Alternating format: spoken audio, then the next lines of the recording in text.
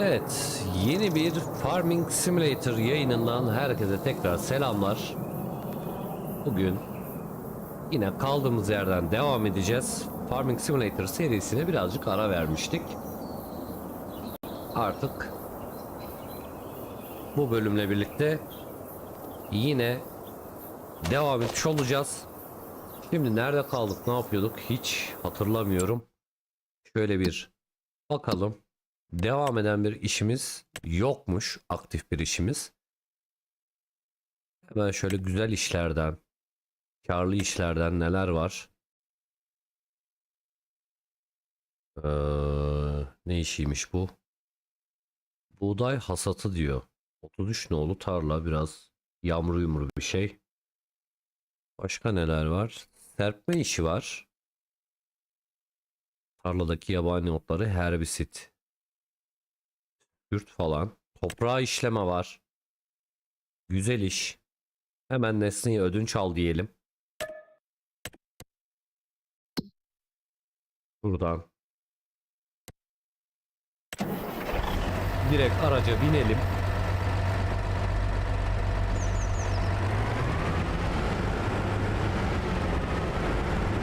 Devasa bir şeymiş.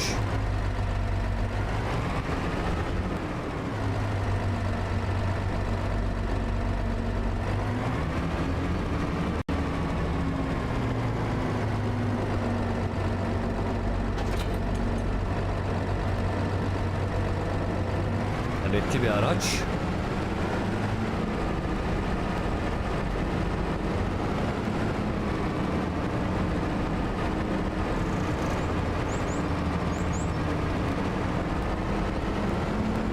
Ben de gidebilirim acaba?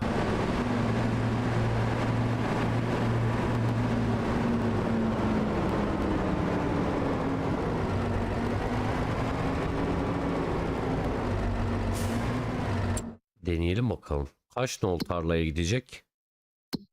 Buradan işlere bakalım. 32 nolu tarla şöyle sağ tarafta bir yerde gibi. Şuradan iş oluştur deyip 32 nol. O aşağıdaymış. Bana mikrofondan bir ses geliyor ama onu çözemedim. Buraya gelir misin? Diyor gibi. Şimdi de tarlalarda genelde bir şey var.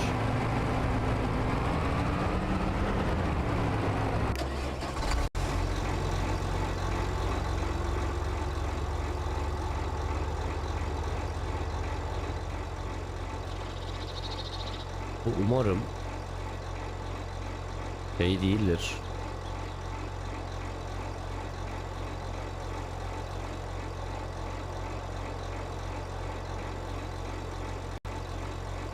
Buradan hızlıca bir bakalım.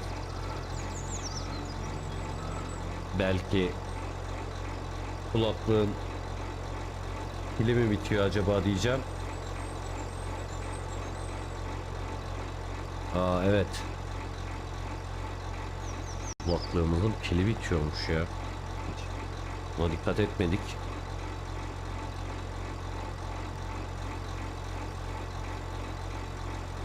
O zaman hızlı bir şekilde pilimizi değiştirelim.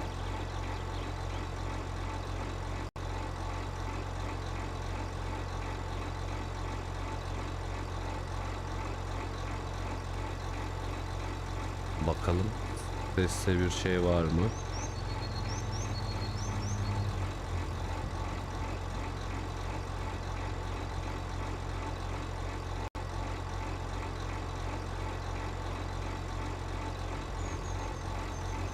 Evet, kulaklığın sesiyle ilgiliymiş. Daha doğrusu piliyle ilgiliymiş. Neyse, onu hallettik. Şimdi 32 nolu tarlaya bizim elemanı gönderdik. Acaba gidiyor mu? Gidiyorsa nerede? Şu ne mesela? Evet, tabii ki mal gibi sıkışmış burada. Onu kendim bir alayım. En azından şu köprüden karşıya bari geçireyim. Belki oradan sonra devam eder. Yani yapay zeka ile bu kadar.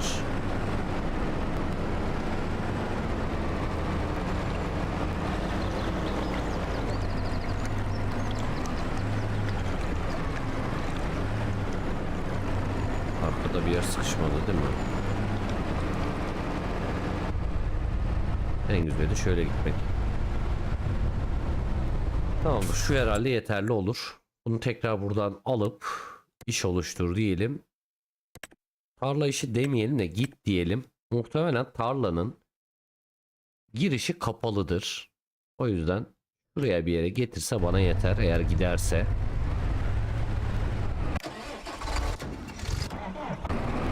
Böyle gidiyor gibi diyeceğim de. Yine çıktı birinin üstüne, neyse. Bu gide dursun. Şimdi bizim tarlalarımızda ne iş var? Ona bir bakalım. Mesela bizim 23 nolu tarlamızda, bura bizim mi gerçi, onu da bildiğim yok. 22 bizim. Sat diyorsa bizimdir. Bizimmiş.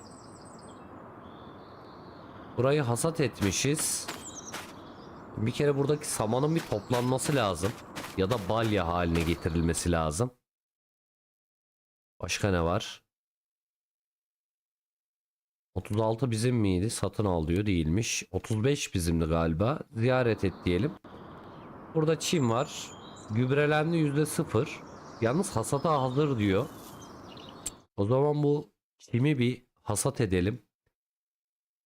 Bizim kendi araç gerecimiz vardı. Yanlış değilsem şurada bir tane çimi hasat etmek için bir şey var. Şu araca binelim. Arkadakini atalım bir. Dur bakayım. Bunu bırak. Lan ağırlık değil mi o? Ağırlığı alsana, pislik.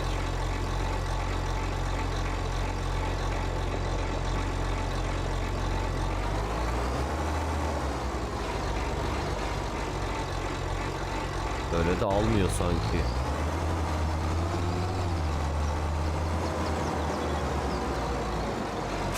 O sanki ağırlık gibiydi ya.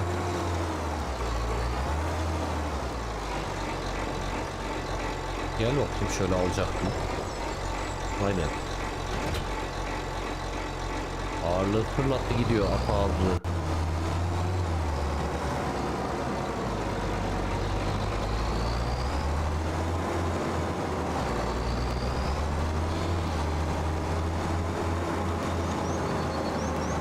Evet. Bunu alalım.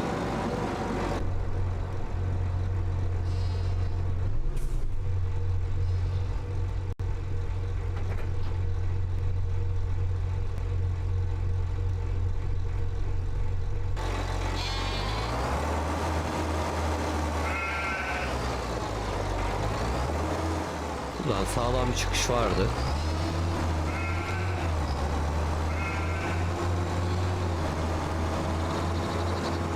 Bakayım neredeymiş o tarla. Biz neredeyiz bir kere? Şuradayız. 35 nolu tarla, bir kere yanlış gidiyorum. Sağdan girmeliymişim. Neyse, iş oluştur diyeyim. Tarla işi diyeyim. Direkt 35'in içine salayım. Yardımcı yapsın bunu. Nereden gidecek? Şöyle gelip şöyle falan mı girecek? Ya da buradan geri dönecek. Neyse. Bir şekil gelecektir o. Bir gele dursun. Şimdi bizim 32 nolu tarladaki gelmiş. Hemen araca bin diyelim. Oo, yolda kapatmışız.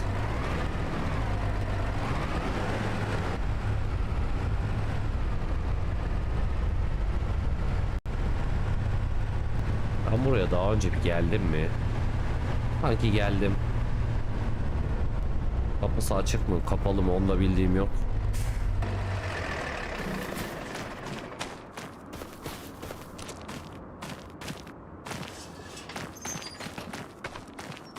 Bu haritada öyle bir problem var. Kapılar kapalı olunca direkt tarlaya da gönderemiyoruz.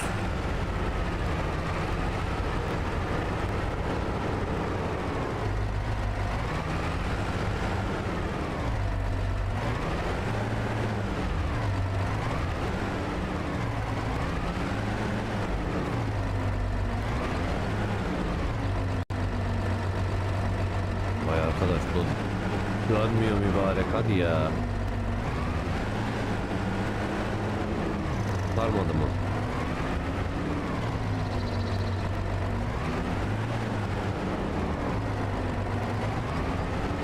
Böyle kurtarır gibi. Yok, gene olmadı.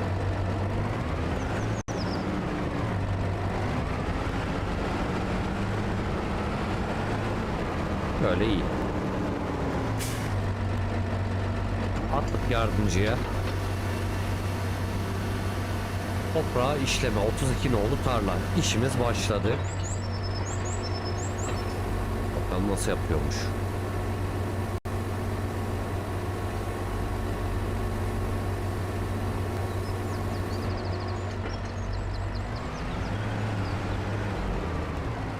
Bir yerden başlayacak ama nereden? Biçme işi hemen başladı bile. Yardımcıya verdik. Burası bizim kendi tarlamız. Çimler hayvanları beslerken bana lazım olacak. Başladı mı ki? Evet. Bu da ortadan bir yerden başlamış.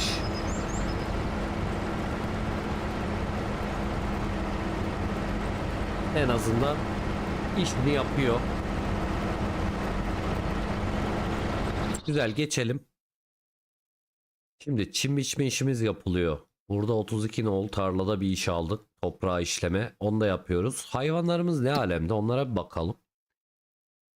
Şimdi bizim bir koyun ahırımız, bir de inek meramız varmış. Koyun ahırımızda 4 tane 8 aylık, 3 tane 3 aylık, 5 tane 0 aylık var. Yeterli yemleri, besinleri varmış burada. Onunla ilgili bir derdimiz yok. Buradan hemen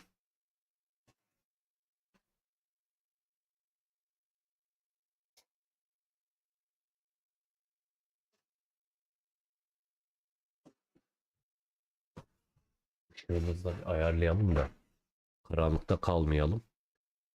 Evet. Koyun inek merasında da 5 tane 18 aylık, 6 tane 5 aylık, 5 tane 6 aylık, 5 tane 0 aylık var. Kuru ot bir şey zaten bunların da yemi vardı. Hayvanlarla ilgili bir sıkıntım yok. Şimdi hemen yeni bir iş alayım. Balyalamaları geçiyorum. Ekim biçiliyor. O güzel. Çim işi 31 nol tarla hemen bizim toprağı işleme yaptığımız yerin yakınında. Kontratı kabul et diyelim. Biraz para yapmaya çalışalım. Şuradan. Kontratı kabul et dedik de nesneyi ödünç al demeyecek miydik? Bakayım. İşlere bir gel. Çim biçme. Aslında problem değil çünkü elimdeki makinayla bu işi yaparım. Çim biçme işleri çok uzun sürmüyor. Bitirdikten sonra bunu ona göndeririz artık. Ya da nesneyi ödünç al deyip şey yapmam gerekiyordu. Farklı bir kiralık araçtan. Şimdi gübreleme işi var. Nesneyi ödünç al diyelim. İçine gübreyi dolduruyordu galiba. Öyle bir muhabbet vardı. Biz boş yere gübre alıyormuşuz. Onu bir deneyeceğim bu bölüm. Buradan araca binmiyorum.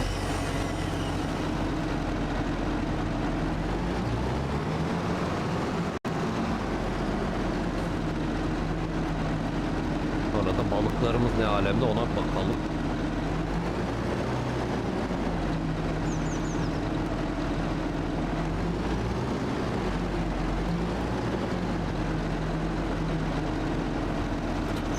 Buradan direkt gönderebiliyorsam göndereyim. Bunu iş oluştur deyip tarla işi değil git diyelim. Belki tarlanın kilidi vardır.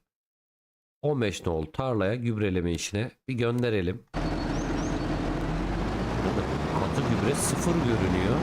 Neyle gübreleyecek bunu? Belki tarlaya gittiği zaman mı dolduruyor acaba? Onu bir görelim. Ben sürekli gübre alıyordum. Belki de boş yere alıyorum. Bu arada yapay zekada böyle bir minik ilerleme var gibi. En azından artık gidiyor. Bir de 15 nol tarlanın etrafında, 31 nol tarlanın pardon etrafında bir ziyaret ettiğim aslında duvarda varmış. Buranın kapısını bir açayım. Yoksa hata verecek yine. Bizimki gidecek oraya. Buranın kapısını açalım. Belki girer yapar. Bir umut. Şimdi totalde 3 tane işim oldu. Tabii bir tanesinde aslında bir şey yaptık. Burada ekin biçme kim işi yine artık mecbur. Kendi tarlamın işi bittiği zaman oraya geçeceğim. Hemen hızlıca bir balık çiftliklerimiz ne alemde ona bakalım. Şimdi şuraya geldik.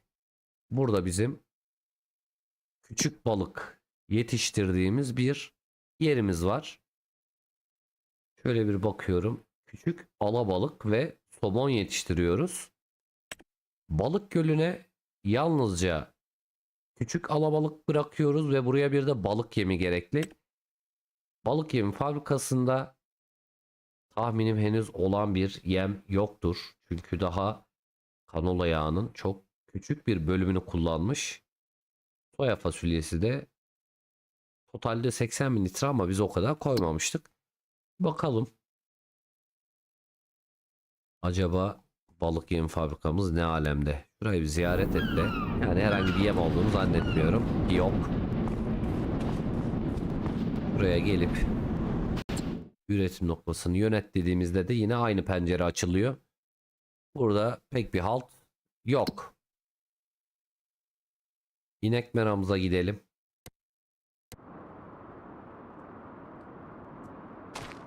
Burada olan herhangi bir şey var mı? Suyu muyu var mı bunun ya?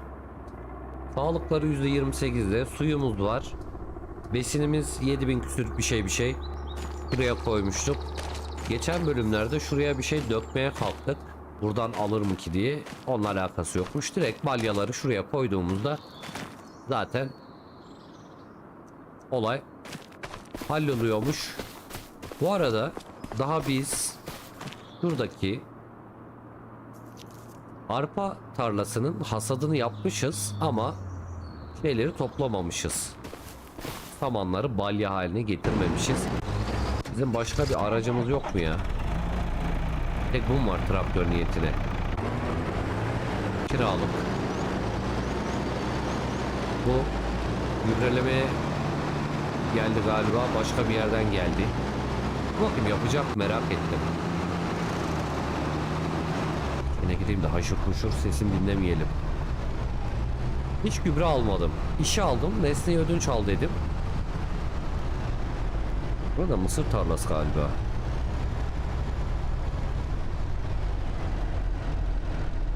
Yardımcı I. Çalışmayı bitirdi. Daha başlamadı ki bitirsin. Yardımcı D. G. I çalışmayı bitirdi diyor. Hiç. Gübreyi almak mı gerekiyormuş? Dur bakayım. Oyun ayarlarından bir bakalım. Yardımcıyla yeniden doldurma. Doğal gübre satın al. Yardımcı dağıttığı tüm doğal gübreyi otomatik olarak doldursun mu? Yardımcının ücreti artıyormuş böyle. Tamam satın al dedik. Kapalı değil satın al. Yardımcı otomatik doldursun filan filan. Bu acaba kendi tarlalarımız için mi? Çünkü bu herif hiçbir şey yapmıyor şu an. Muhtemelen gene çalışmayı durdurdu diyecek. Çünkü tankın içinde hiç gübre yok. Çalışmayacaksın değil mi lan?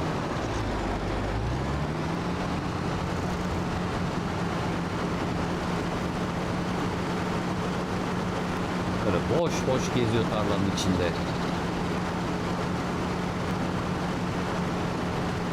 Acaba gübre almaya mı gidiyor? Ama yok gübreliyor diyor ya. Ha yapıyormuş. Aa güzel yapıyor.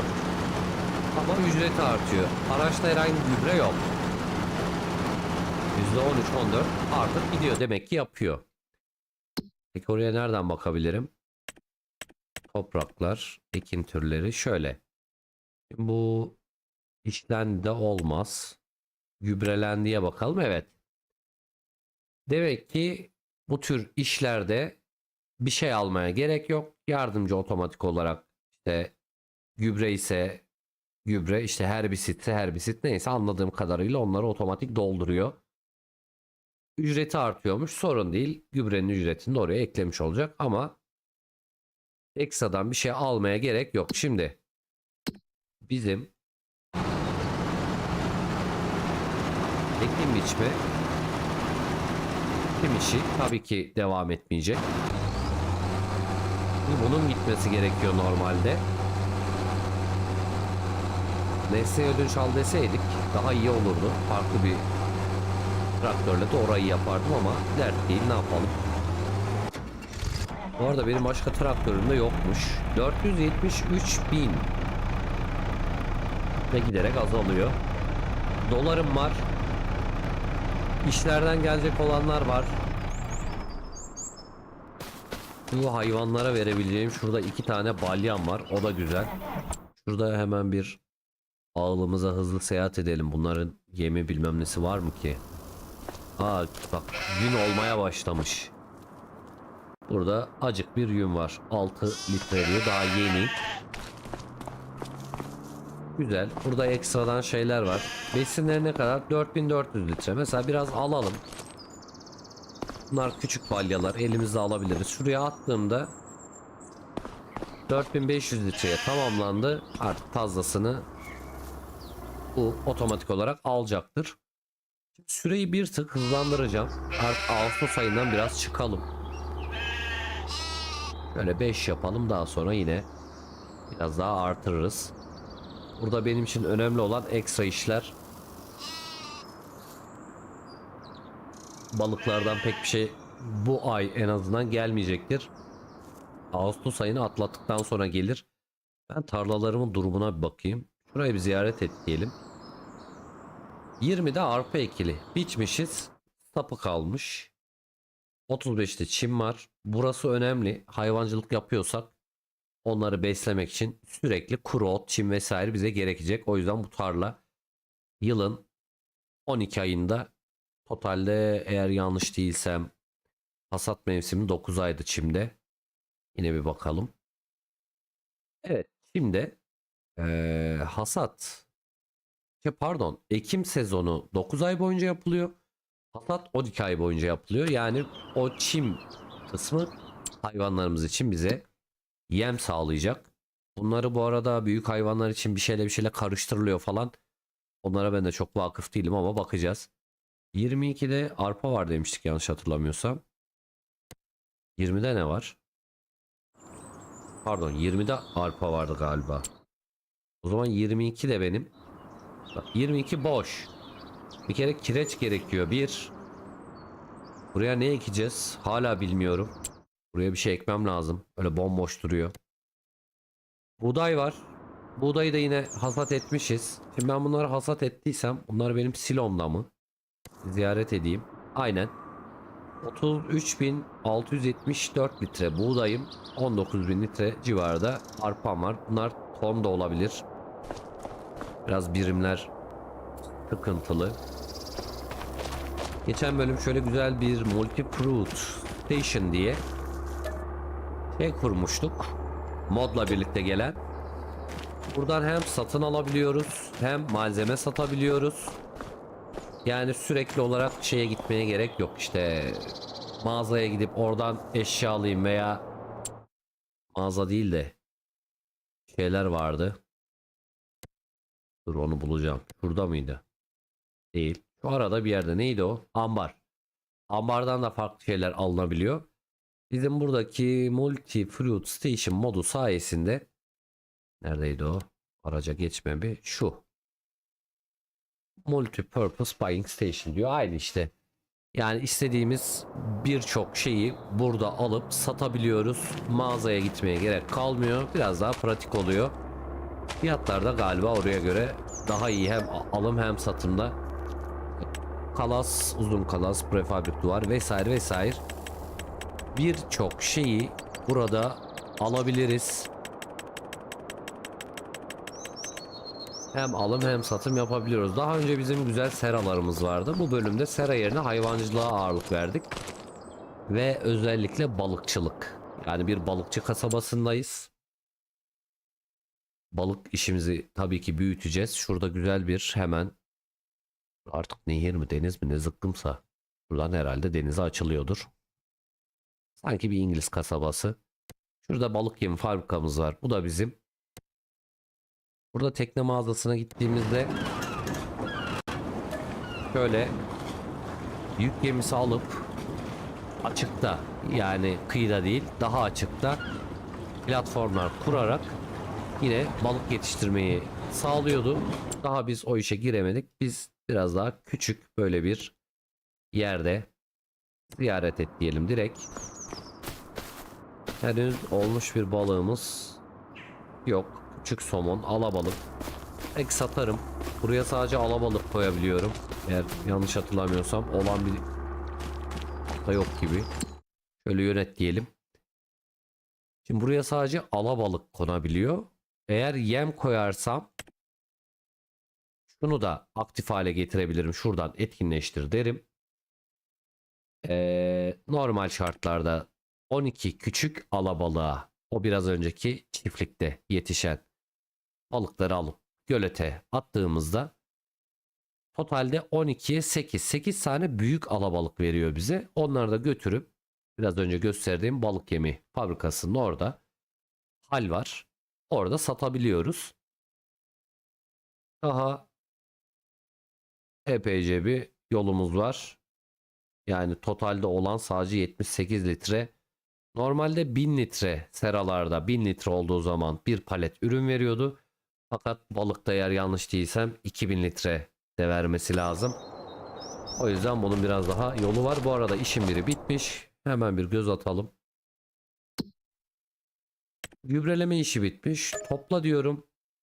Zaten araç benim değildi. Otomatik olarak gidecek. Şuradan da bakabiliriz. 32'nin üstüydü eğer yanlış değilsem. 15 nolu. Pardon 31. Bura mıydı lan?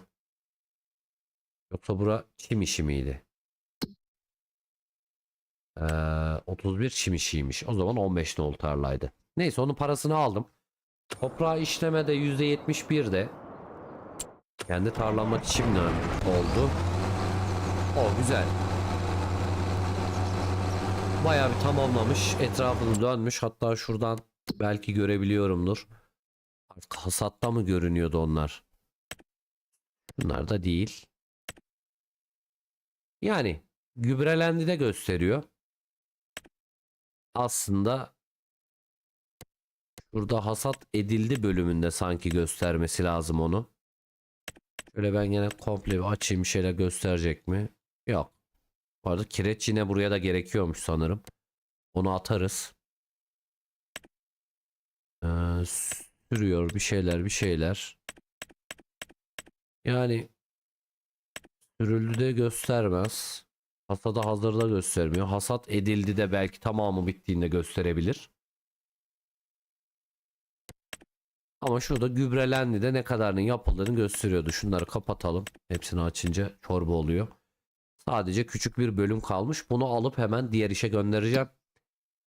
Şimdi bir slotluk yerim var. Bir iş bakalım. Balyalama. 25. Bir bakayım 25'e. Balyalama işi çok uzun sürüyor. 25. Şurası. Sanki buğday tarlası. Evet, buğday tarlası. Yalnız 25'te nasıl balyalama yapacağız? Ekim var gibi orada. Evet, 25 kare balya diyor. Aslında güzel iş ama yardımcıya yaptıramıyorum. O yüzden girmeyeceğim. Yine çok hızlı bir gübreleme işi var. Bunu alalım. Nesneyi ödünç al diyelim. 8 nolu tarla. Gübreleme hızlı bitiyor. Karlı da bir iş. 5000 dolar az değil. Zaten hemen bizim en dibiymiş. Gübreleme aracını arkaya takacağız. Bu da ilginç bir araç. Daha önce böyle bir araç Denk gelmedi. Mercedes'in mi bu? DLC ile gelen belki bir araçtır. Aynen Mercedes'in. Hangi DLC ile gelmiş bu araç? Aslında ben böyle bir tane araç alsam o tür işlere kullanabilirim.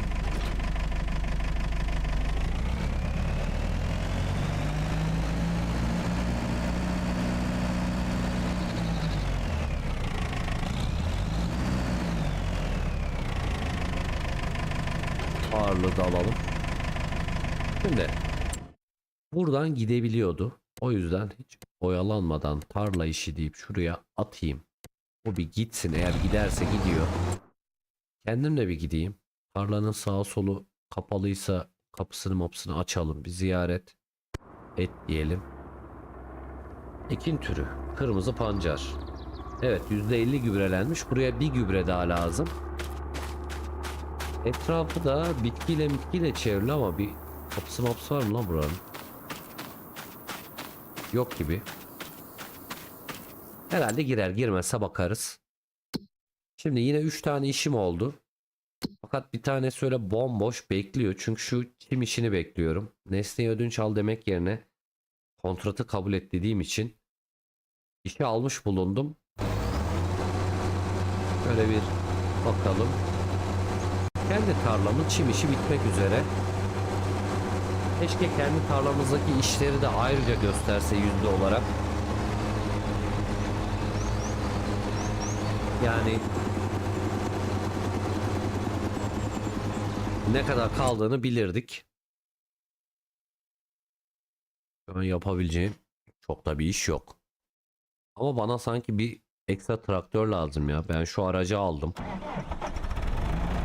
Ama tabii indir kaldır işlerini yapıyoruz. Arkaya bir şeyler de takılıyor ama. İkinci ele bir bakalım. İkinci elde güzel böyle neler var. Oh.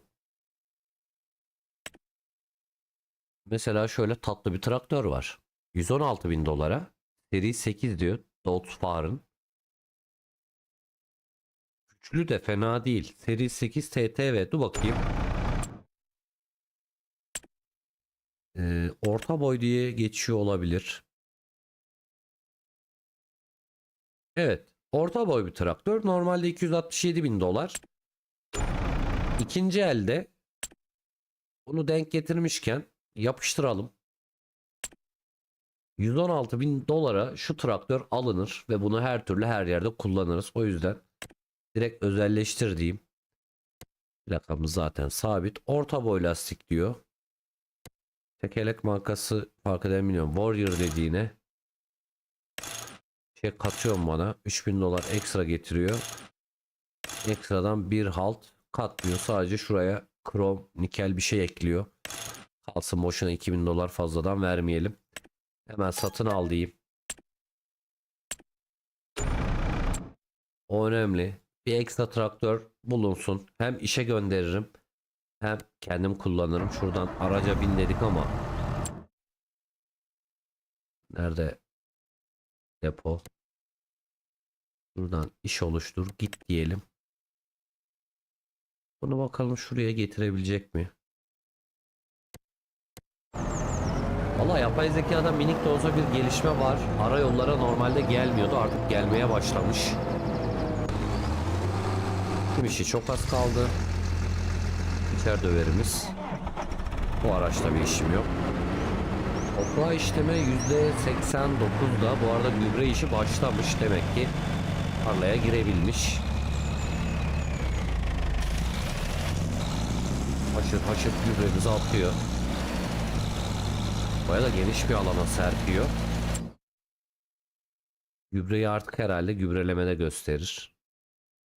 Yani bakayım bir de. Nereyi gübreliyorduk biz?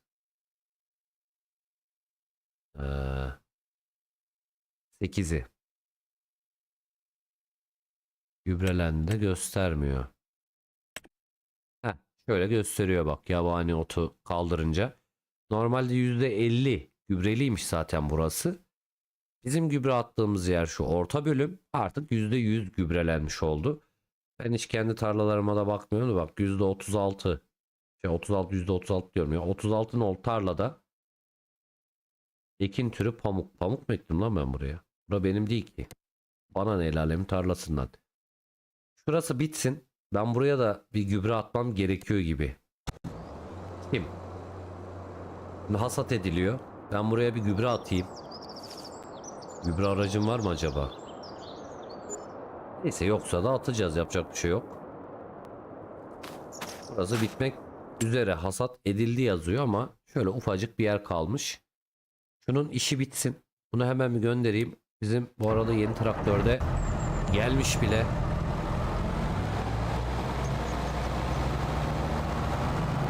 Nasıl? Tatlar açmış ha. Canavar gibi araç.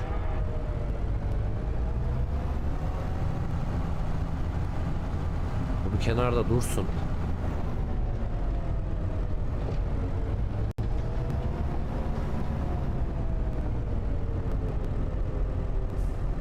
Burada bir yerde beklesen.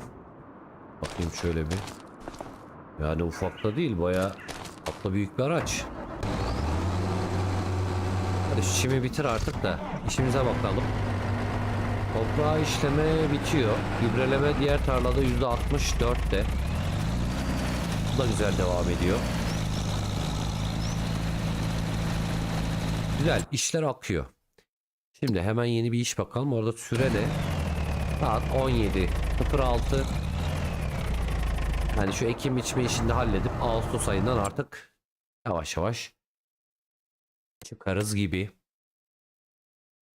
Aslında güzel işler var. Yani şurada mesela hasat işi var. Ee, buğday hasatı. Aslında güzel iş ama çok bunlara dağılmayacağım. 357 bin dolarım var. Yani bu haritada daha önceki haritaya kıyasla biraz daha kendi işlerimize yoğunlaşıp özellikle hayvancılığı artırmaya çalışacağız.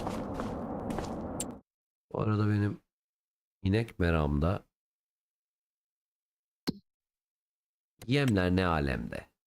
Bunu bir göster. İnek merasında 6918 litre kuru ot gösteriyor. Yani yeterince yemi var. Üretkenlik %35'te.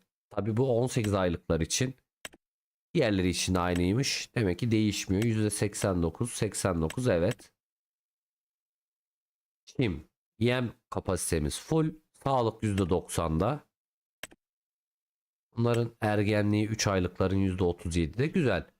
Hayvanlarla ilgili hiçbir sıkıntı yok. Yalnız koyun ahırının toplam şeyini nereden görüyordum? Yanına mı gitmem gerekiyordu? Şuraya bir ziyaret et diyelim.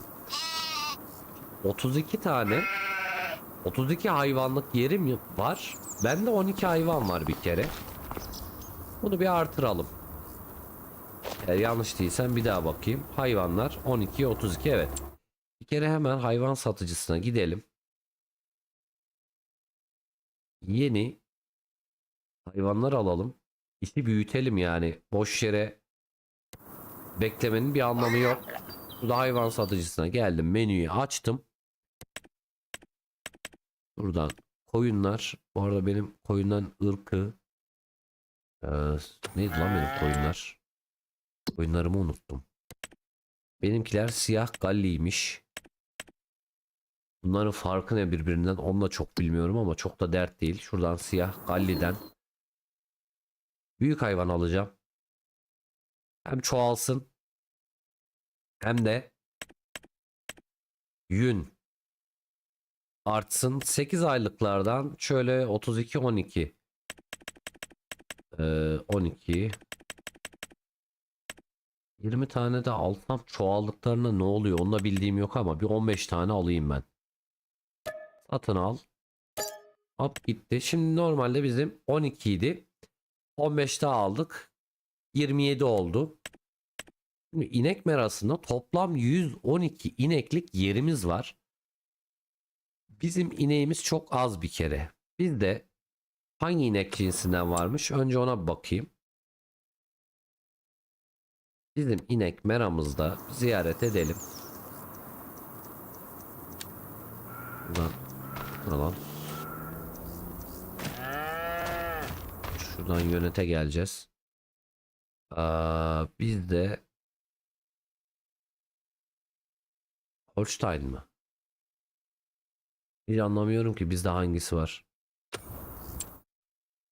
Buraya bir gel. Ya da şuradan göster. İskoçya sığırı varmış bizde.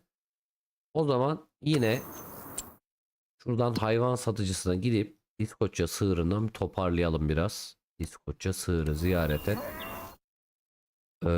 Holstein, Montafon, Limuzin diye bir inek cinsi var. İskoçya sığırından yine 2000 dolar baş. 6 aylık alsam bunlar 18 aydan sonra üreyebiliyor. Bende 18 aylık 5 tane var. Biraz alayım ya. Param var. Hayvancılığa bir yatırım yapalım. Şimdi toplamda 15 ineğim var. Bir 15 tane 18 aylık alalım. 6 aylıktan yine 20 tane alayım. Ağustos ayındayız. Küçüklerden de biraz toplayalım. Toplam 112 yerim varsa 50 tane de bundan alayım küçüklerden. Çok güzel. 100 tane ineğimiz oldu. Peki bunların çoğalması ya da çok olması bizim meramızdaki görseli değiştiriyor mu acaba? Bir bakalım. Şöyle 100 tane inek varmış gibi değil merada. Toplasan 8-10 tane var gibi görünüyor. Belki sonra artar. Koyun ağımızda durum ne? Yani bura acık daha dolu gibi. Güzel. Yemiş şeyi var hepsinin. Şimdi çok hızlı buraya bir dönmem lazım. Şunu aldım, araca bin dedim. Bunun her şeyi var. Neydi bizim yapamadığımız eksik kalan iş? Bir kere şu işleri de bir tamamlandı diyor, toprağı işleme. Hop. Paramızı bir alalım. Gübrelemeyi de bir alalım. Şimdi ekim biçme 31 nol tarla. O yüzden şunu alıyorum. İş oluştur deyip tarla işi 31'e hızlıca bir postalayalım. Şurası uzakmış da ama sorun değil. J hedefe ulaşamıyor. Niye ulaşamıyor? O zaman şöyle yapalım. İş oluştur. Tarla işi değil, git diyorum. Git de sen şuraya gelsen. Yer mi? Bakalım.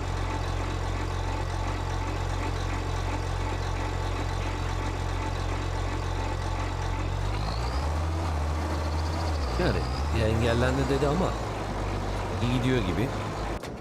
Yapılırsa bir yerde bakarım. Saat 17.39. Şurayı bir tık yavaşlatacağım. Bu işi bitirmesi için. Kim işi hızlı biter. Ben bu arada o iş biterken alabileceğim çok hızlı böyle karlı bir gübreleme işi var mı? Var. 36 nolu tarla ve dibimizde. Hemen Nesne'ye ödünç al diyelim. Gübreleme işlerini kaçırmamak lazım. Karlı işler. Hızlı bitiyor. Oo. Araç da güzelmiş. Devasa bir gübreleme aracı.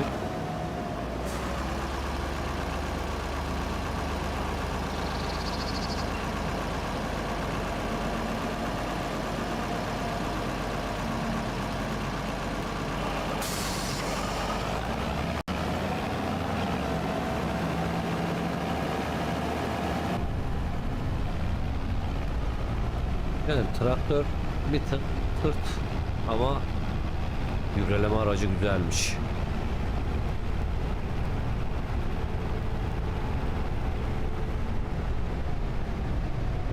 Buraya kadar geldi. Artık buradan sonra herhalde rahatça gider.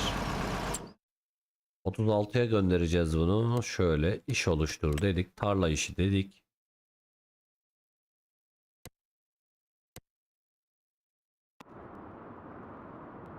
...36'nın... ...burada bir... ...kapısı girişi bir yeri var. Bak gene engellendi dedi.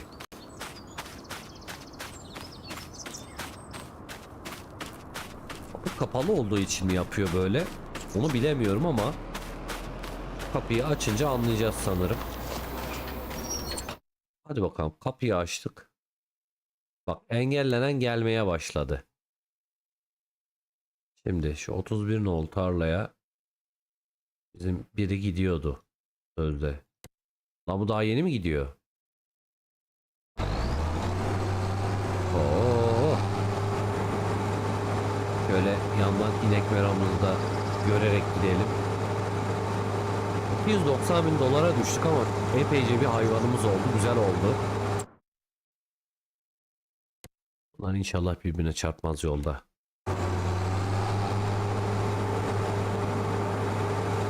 Yapay zekada bir minik iyileşme var gibi gördüm ben. Bak, yol verdi. Devam ediyor. Güzel. Yapay zekada az da olsa iyileşmeler olmuş. Hemen bir iş bakayım tekrar. 2 tane aktif işim var. Yine böyle hızlı bitebilecek. Serpme. Mesela muhtemelen herbisittir bu. Bir nolu tarla. Hemen alalım. Lan. 5000 dolar, evet. Yani 2000 dolarlık iş mi dedim. Bir nolu tarla hemen şurada. Araca binelim. Yine Mercedes'in traktörü.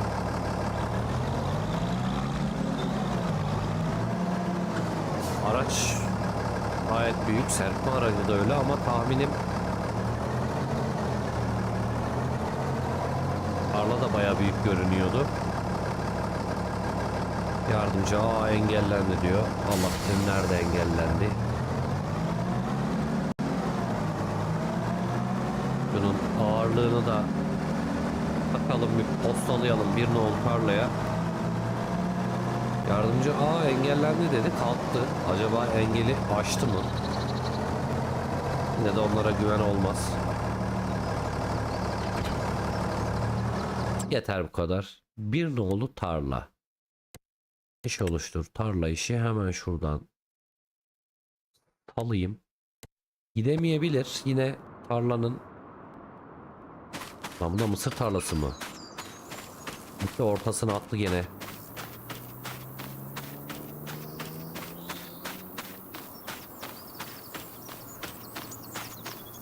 Burada girişi.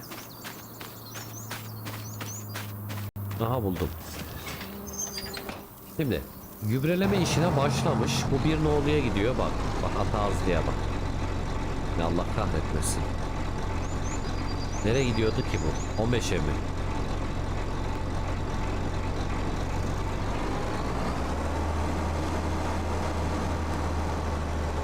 Yolu bir açayım önce. He, bu geçecek mi? Geç. Bunu bir 15'e gönderelim. Yani inşallah 15'tir. Ben de unuttum işi. Gübreleme değil, ekim biçme. 31'e. Nerede o ata hızlı? Şurada. İş oluştur diyelim. Git diyelim. 31 aşağıda. Yani buraya bir yere gelsen yeter. İnşallah gelirsen. Bir geride miymiş? Herhalde. Bir geri değil de ne halt etmeye geldin? Taktım buraya aracı. Pislik.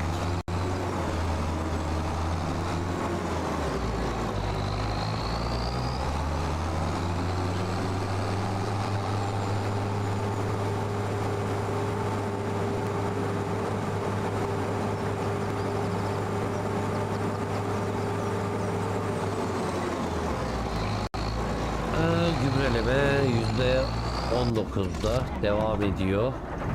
Traktörüm boşa çıktı. Aslında ben bununla da bir işler yapsam. Hazır bunu boşa çıkardık. Bende ne var ya, araç gereç. Araçlar. Tankeri var. Banik bir şeyler. Şu traktörün kendi. Bir tane römorkumuz var. Ne zıkkım, hiçbir fikrim yok. Bir bizlere benziyor. biliyoruz. Kültivatör. Kültivatörü bir değiştirdik, yeniledik. Bunlar hasat aracı, ağırlık, traktörün diğeri. Oettinger Boss Alpin dediği şu sapları toplayan aletti galiba. Çim biçme. Mesela benim gübreleme aracım yok. Hem gübreleme hem kireç için bana bir araç lazım. O zaman şuradan ikinci elde öyle bir şey var mı? Ne bu? Balya makinesi. Gevşek samanı, çimi geç bunu. Öbür alet yapıyor bu işi. Balyalamada ihtiyacım yok. Gübreleme için bir araca ihtiyacım var benim. Şimdi buradan C ile ara desem, gübreleme yazsam çıkmadı. Gübre yazayım. Gübre. Gübre yazınca gübre çıkıyor. Bana gübre atan bir alet lazım. Burgu vagonları iş yapar mı bilmiyorum. Gübrelemeyi bunlar mı yapıyordu?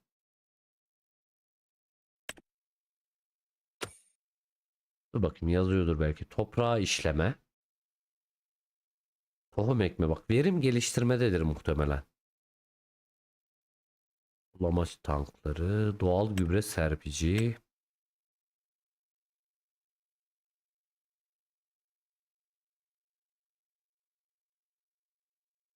Doğal gübre serpiciler tarladaki hasadı artırır. Üzüm zeytin çiftliğine uygunmuş. Bunning'in bir aleti var. Bunning. Bunning Wide Body 250 bir şey bir şey. Ben de Bunning'in bir aleti var diye hatırlıyorum. Bakayım. Bende ne var? Bir Bunning var da seri 140. Yok ya, bu direkt şey. Römork gibi bir şey. Yine verim geliştiriciden. Püskürtücüde herbisit falan vardır tahminim. Evet, herbisit bir şeyler püskürtüyor. Bunu almam.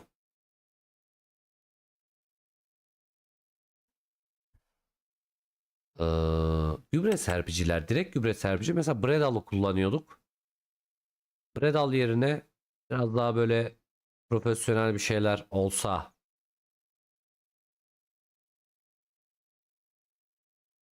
92 bin dolara var. 196 bin dolar veremem. Ama 92 bin doları veririm. Kireç ve gübre atıyor galiba. Bunu bir satın alalım. Özelleştir diyelim. Tekerlek kurulumu standart. Yeter. Fazla bile. Şimdi boş boş durma burada. Şuraya bir yere gübre gerekiyor mesela. Hemen iş oluştur. Git diyelim. Onu bir şeye gönderelim.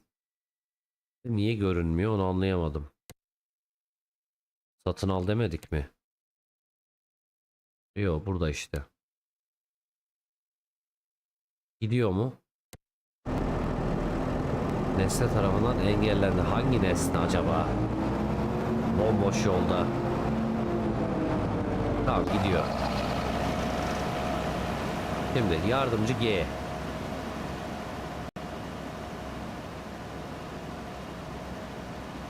Bu gübreliyor. Tarla 36 sanırım burası. Ekim biçime niye başlamadı hala? Oo, bekliyor baba burada ya. Bu bir nol tarlaya giden değil mi? Çık şuradan. Köpek.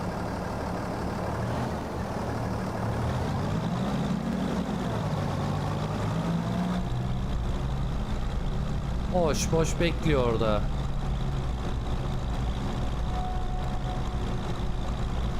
Çok mu ağır lan arkadaki? Çekmiyor bayağı alet bildiğin.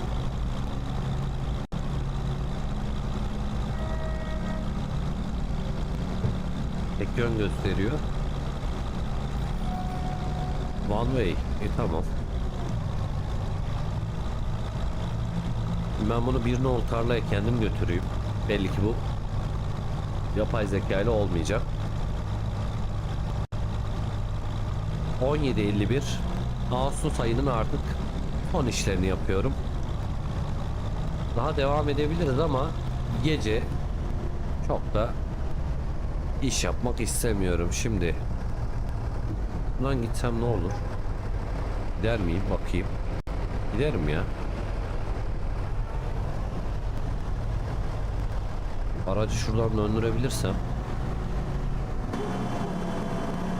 Be sus. Gidiyoruz işte. Bir nol tarla benim sağ tarafım. Buraya herbisit merbisit bir şeyler yapacağız. Mısır tarlasıymış. Zaten girişi karşıda. Burayı açmıştık.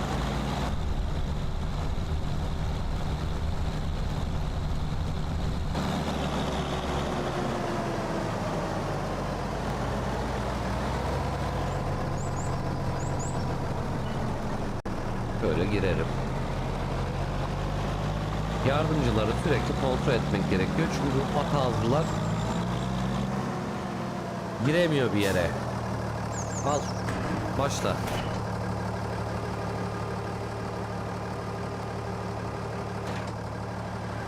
Oo. Alet çok iyiymiş ya.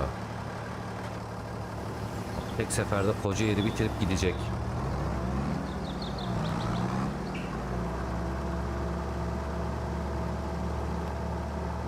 Daha başlamadı herhalde. Böyle bir yanaşsın.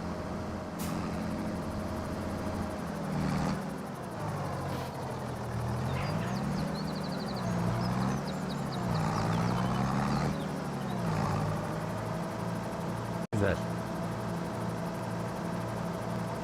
Daha hala başlayıp başlamadığından emin değilim. %0 diyor.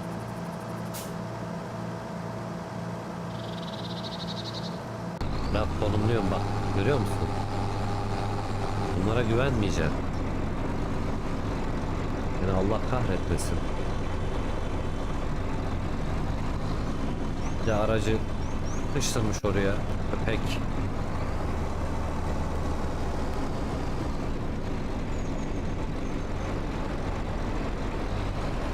Bunlar da hiçbir yol vereyim şey yapayım demiyor.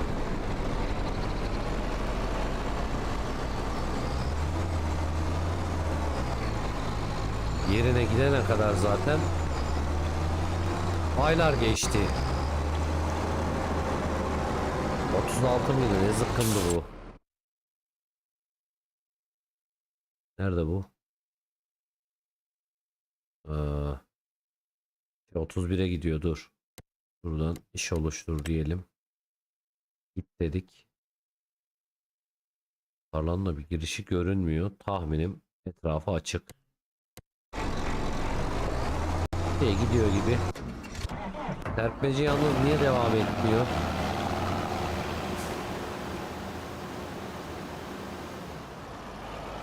Bu gübreleme.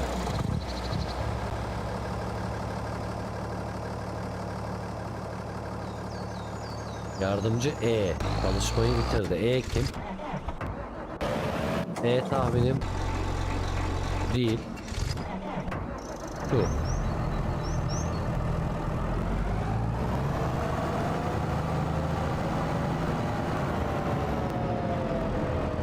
Şu aletimizi bir getir.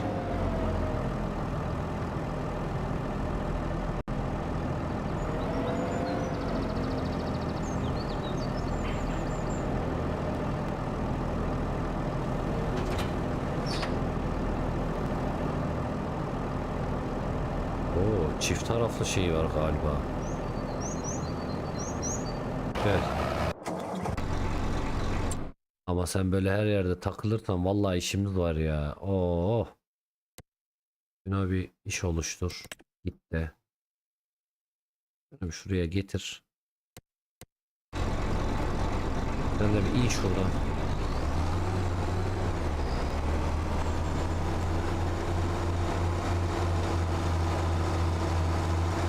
Ben bunu en güzeli kendim götürüyorum.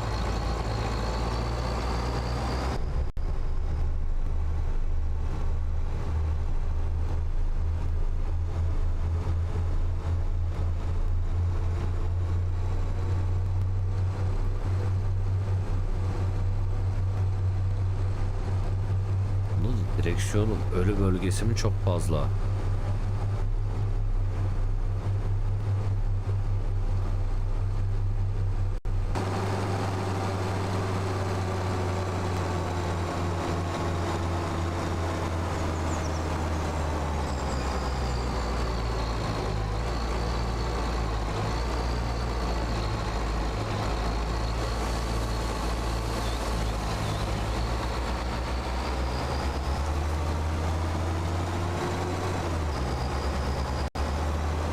Buradan sanki U çekip yukarıya gideceğiz. 31 nol tarlaya gidiyorduk. Bu arada gübreleme işi bitmiş. Serpmeci niye hiçbir halt yapmıyor? Onu anlamadım. Herbisiti kendim mi alacağım, ne yapacağım? Çözemedim onu da.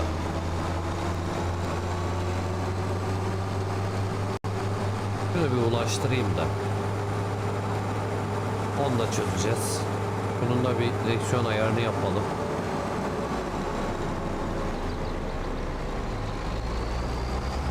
Sanki ölü bölge çok fazlaymış gibi geldi bana. Şimdi 31 noktalarla bırak.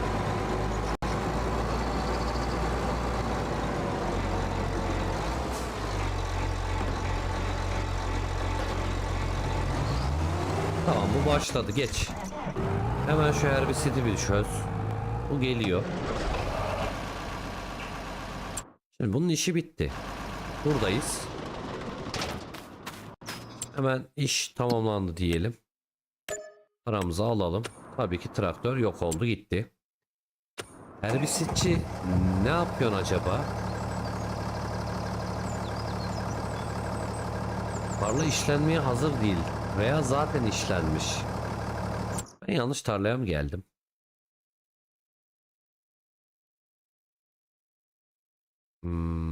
Bir nol tarla. Evet. Benden herbisit istiyorsun. Doğru mu? Tarladaki yabani otları herbisit püskürterek temizler. Şimdi herbisit dediğin zıkkımı acaba doldurmam mı gerekiyor? Yakıt, tohum, gübre, bulamaç, doğal gübre. Bak, herbisit diye bir şey burada demiyor. Yerlerini ayrı ayrı söylerken.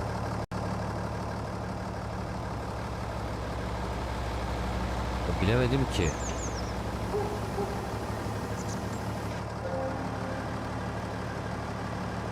Belki de herbisit almam lazım, onu da bilmiyorum.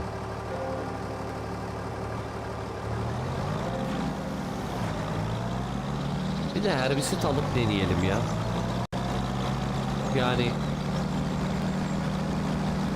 belki de o lazımdır.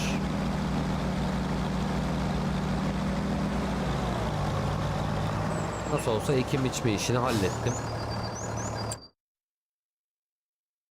Şimdi sen bir şuradan, bir nolu tarladasın. Yanlış değilsem. İş oluştur. Tarla işi değil, git diyeceğiz. Şuraya bir gel. Geliyor gibi. Ekim biçme işi başlamış. %6'da gayet güzel devam ediyor. Şimdi ben bir herbisit alacağım. Tüketilebilir nesnelerden kireç, sıvı gübre, herbisit. 2000 litre. Pardon, 2400 dolar. Ha, doğru, 2000 litre. Bu da aynı 2000 litre. Özelleştir. Direkt satın al diyelim. Peki ben bu herbisiti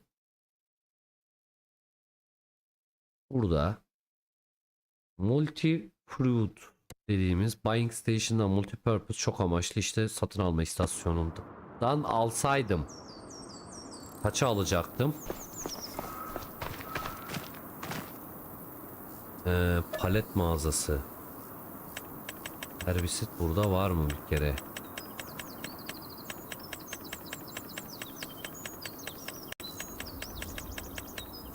Burada varmış gibi gelmedi bana ama. Burada sanki ambardaki malzemeler var gibi. Evet. Burada ambardaki malzemeler var sanki. Burada satış gibi. Bura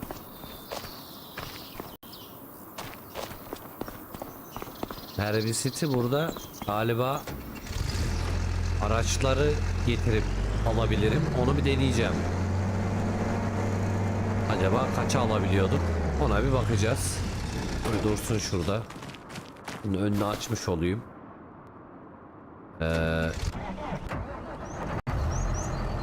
Gelmiş. Buna mesela bir gübre dolduralım. Herbisit yerine gübreyi deneyelim. Arkadan bir şey yok.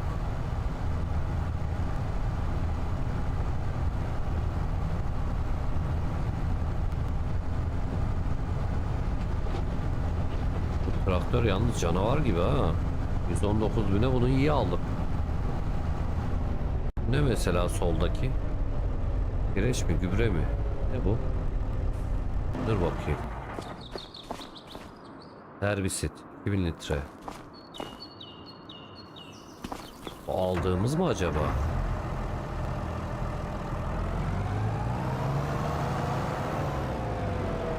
Buraya bir gel. Buradan bir gübre almayı deneyelim. Dolumu başla. Dur bakayım ne de olacak. Kireç değil. Bak gübre.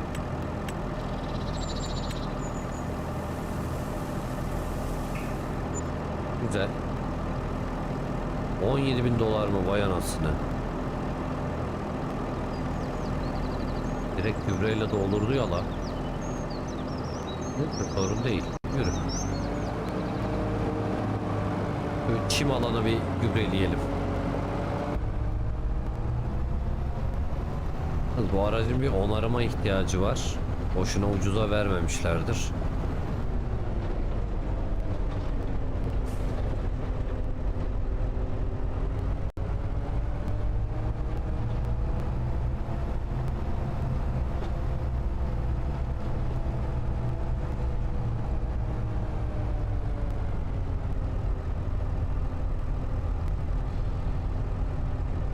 Baş doluyken de gitmiyor maşallah.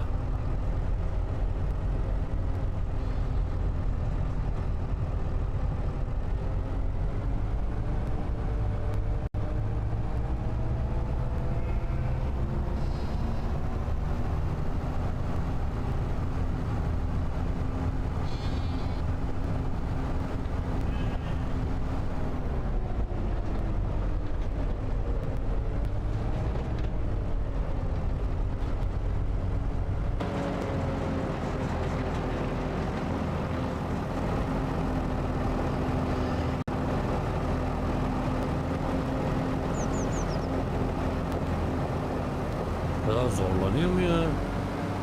Yokuş çıkarken.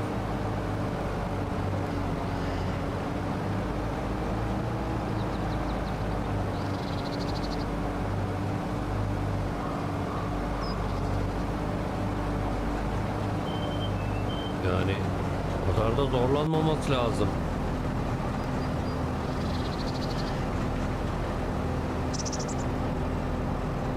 Ha, çok güzel. Biz bunu buraya getirdik de benim önce o tarlayı bir şey yapmam lazım.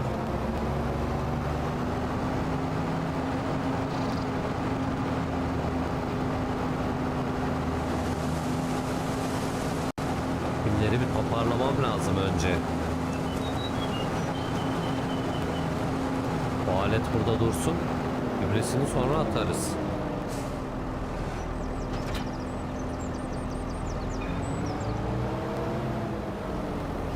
Dur.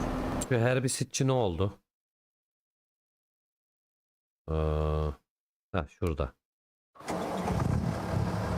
Şimdi.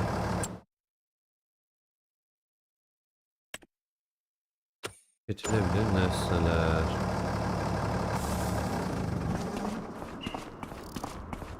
Nereden satın alacakmışız? Herhalde içine gireceğim. Ya bakayım. Kullanılabilir araç yok. O ne demek lan? Ulan burada ilk satın alma yeri. Bura aracın şeyiydi şura. Getirilebilir nesne. Şimdi sen bana bir tane bir herbisit ver. Özelleştir. Bunu bir satın al. Direkt satın al deyince mağazaya değil de şeye mi atıyor? Bunu tam anlamadım. Yoksa ikisini birden benim oraya mı gönderiyor? Yok, burada 2 tane almışız işte.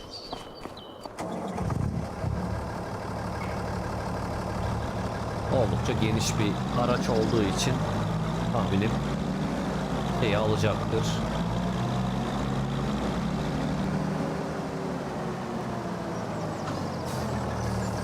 Bir dakika, her bir seti bir doldur bakalım kaç litre alabiliyor. Tahminim 4000 litre falan mı alıyor bu? 5000.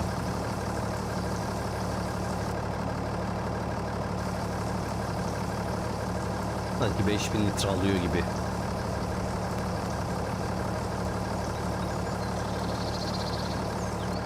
Dörtte bitirecek. Yaklaşık. Yaklaşık değil. Bayağı tam 5000 litre alıyor gibi bu araç. Bununla bir nol tarlaya bir gidelim.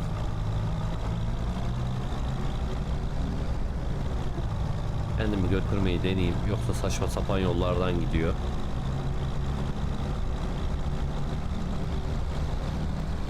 Önce kendi tarlamıza gider gibi. Gidelim. Bir nol tarla biraz daha yukarıda.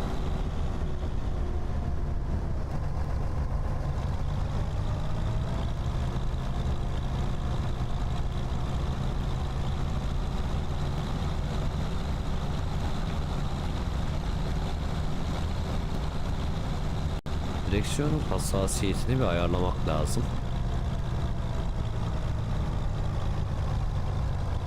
Oğlum niye bu kadar yavaşlıyor bunlar ya?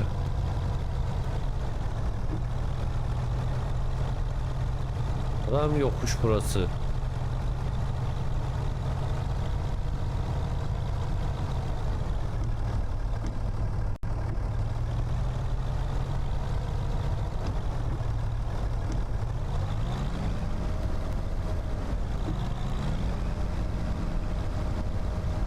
Manuel vitese geçeyim bari diyeceğim.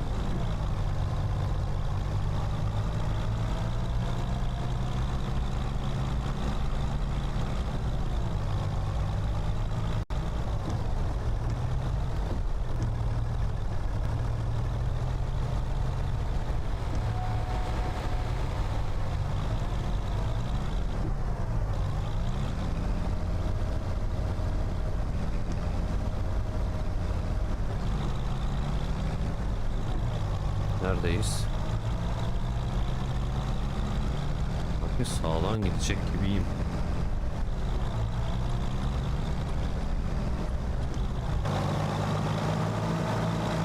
Lan yavaş.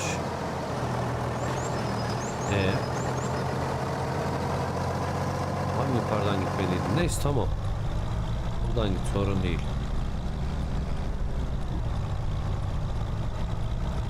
Gel de bir kapat.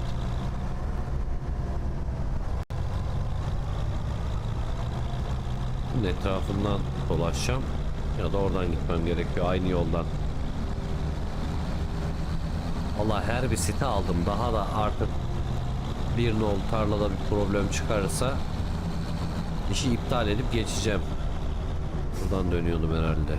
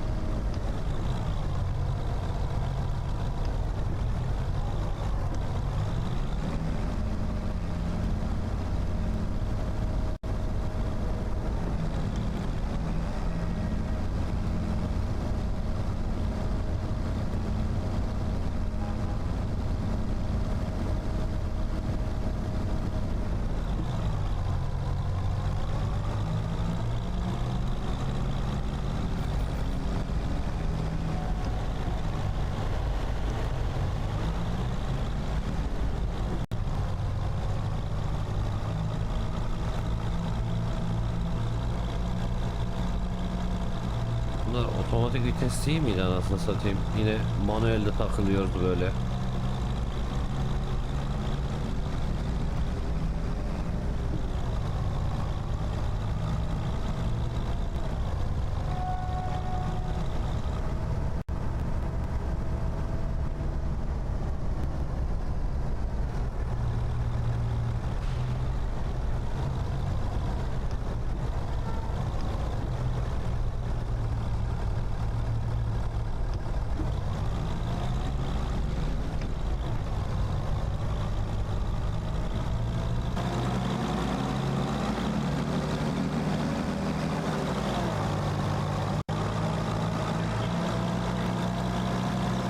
Yine sağdan gidiyorum da İngiliz kasabası, biraz soldan gitmem lazım.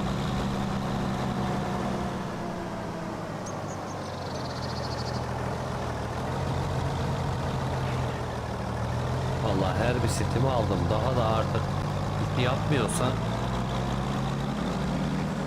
ne diyeyim bilmiyorum.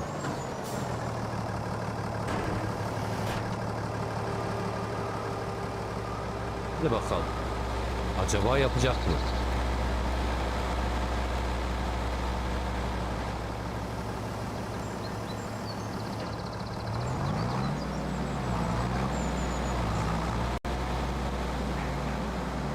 Yapıyormuş gibi gelmedi.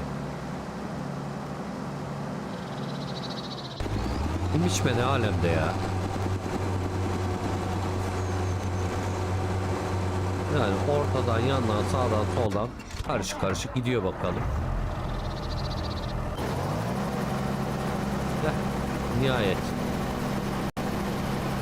Herbisit işi başladı ve muhtemelen hızlı bitecektir. O devam ederken ben şu hasadından sonra etrafta toparlayabileceğim otlar var. Onları bir toparlamaya çalışayım.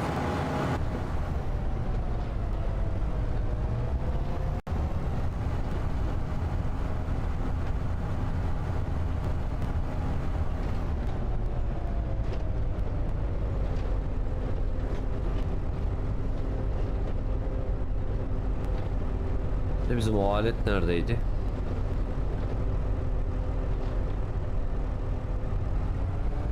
Sanki şu tarlanın kenarında bir yerdeydi o. Ama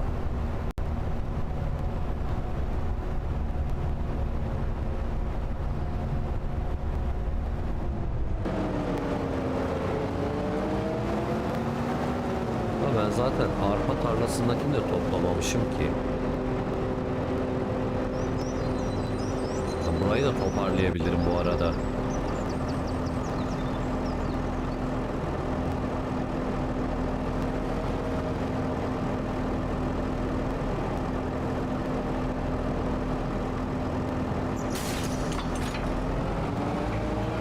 Kuru ot herhalde. Her türlü bana zaten lazım olacak.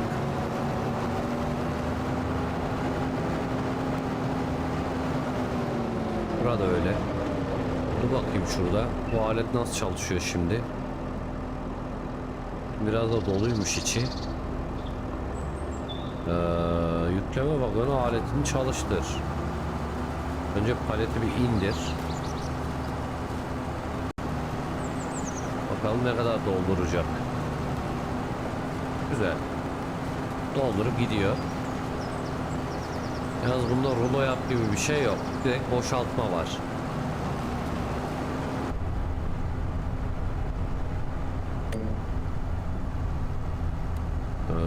Neydi o? Direksiyon desteği. Tamam. Yani tam ortalığa atmıyor.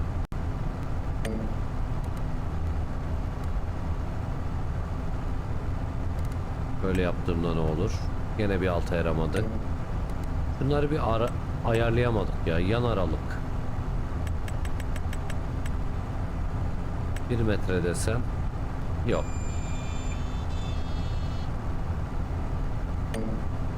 Yan aralığı 2 metre yapsam. Bunu öğrenmem lazım çünkü. Gene bir alta yaramadı. Hop. Bakayım. Şimdi.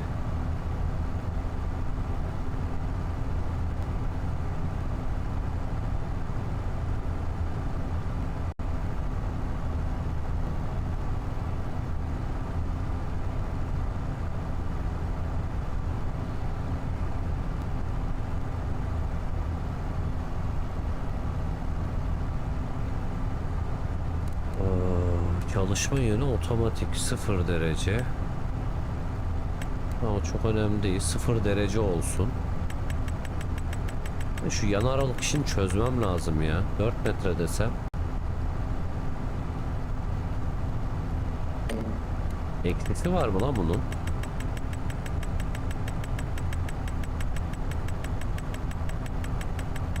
Var. -2 dedim. Evet, şimdi oldu bence.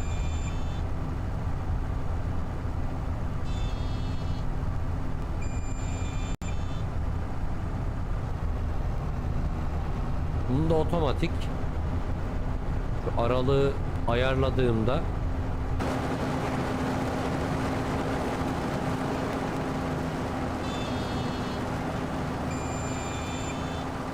kendi gidiyor olmalı diye düşünüyorum ama çok emin de değilim.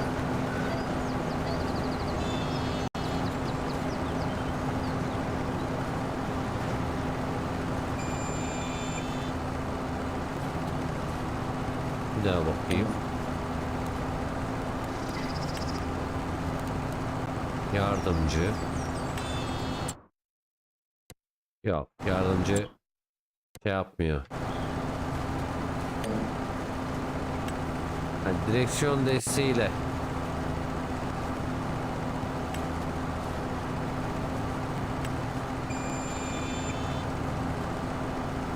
direksiyon desteği etkin diyor ama çizgiyi takip edip gitmiyor mesela.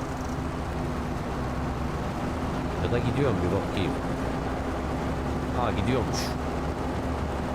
Sadece gaza basmak yeterli oluyor. Bu çizgi aralıklarını düzgün ayarlarsak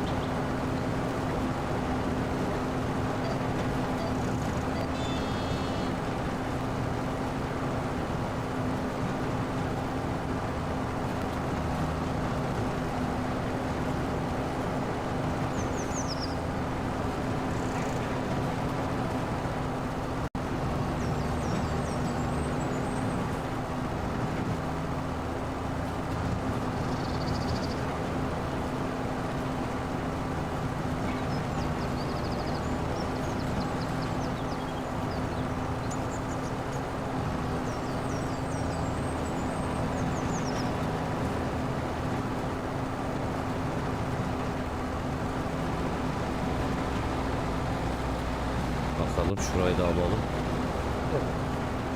Buradan devam edeceğiz.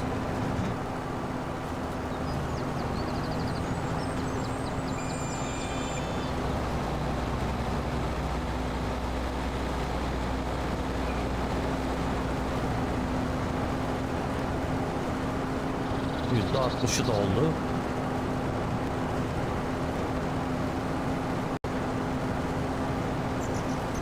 Diğer iki işim olurken ben de bu arada arpa tarlasındaki otlarımı en azından toparlayayım.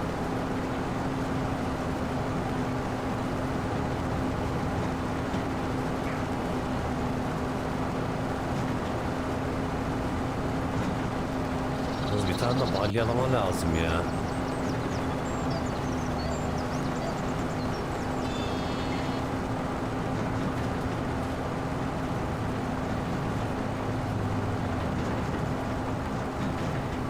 Güzel toparlıyor da bir tane de balya lazım, yoksa bir şeye yaramayacak.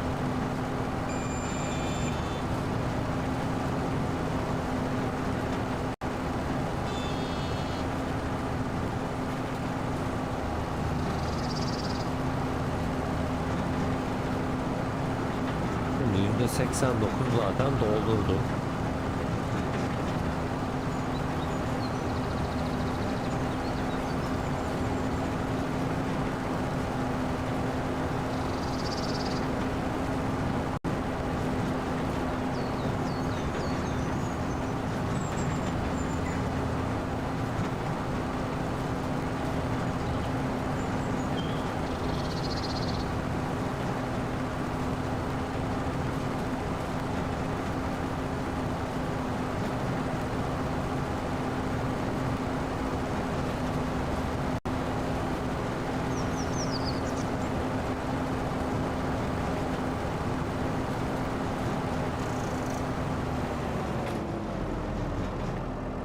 Evet, %100 oldu.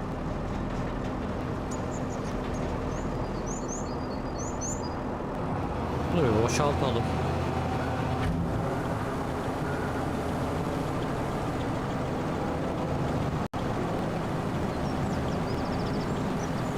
Hepsi bir yerde biriksin.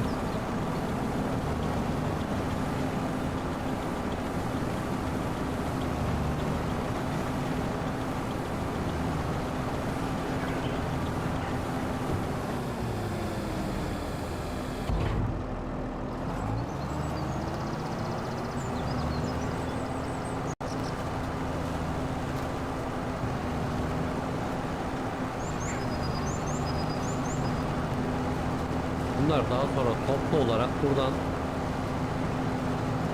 alıp balyalayacağız. Çizgi yarıyor mu bana? Bilmiyorum. Bakalım.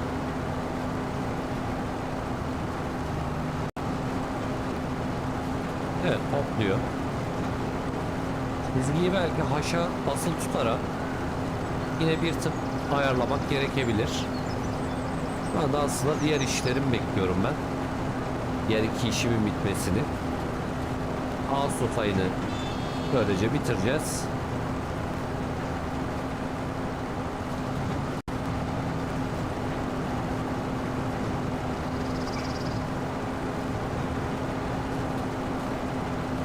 Bu arada arpa tarlasında kalan sapsaman neyse onları da toparlamış olalım.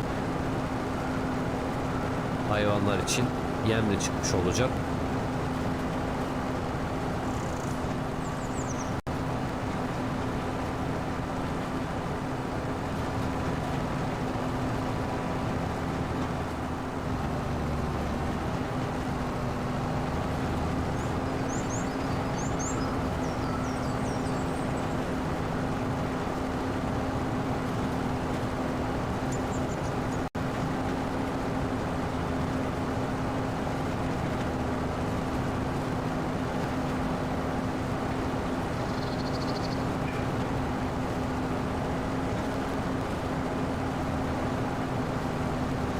Tarla yamuk olunca burada geride kaldı biraz, neyse.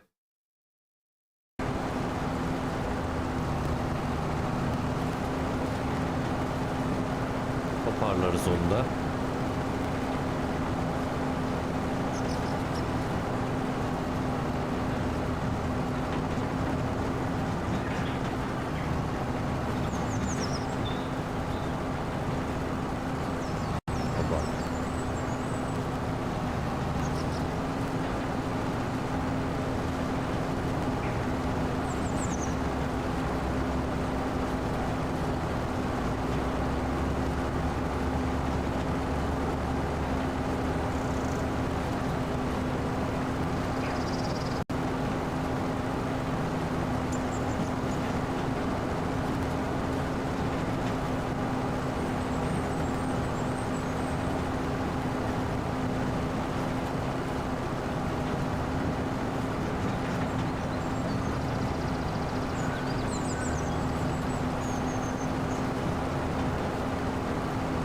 Aynı anda bir de balya gibi çıkarabilseydi 10 numara olacaktı ya.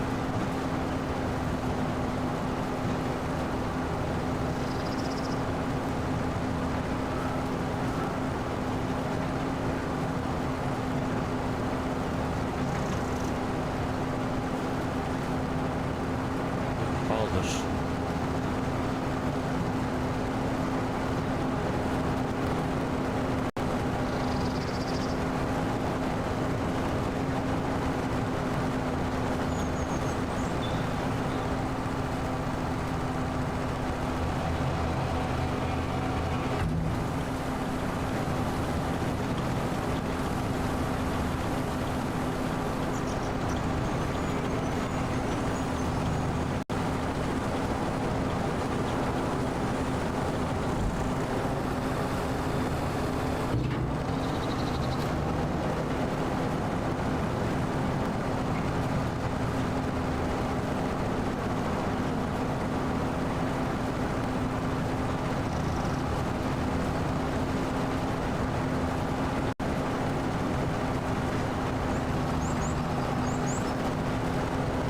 Dur şimdi. Tam denk gelmiyor mesela, şu sarı çizginin denk gelmesi lazım. Bir yapalım, bir görelim. Yok.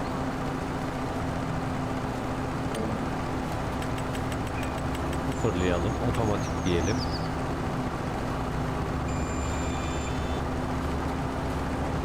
Ama sağa çekecek olmayacak. O zaman 1 metre atalım.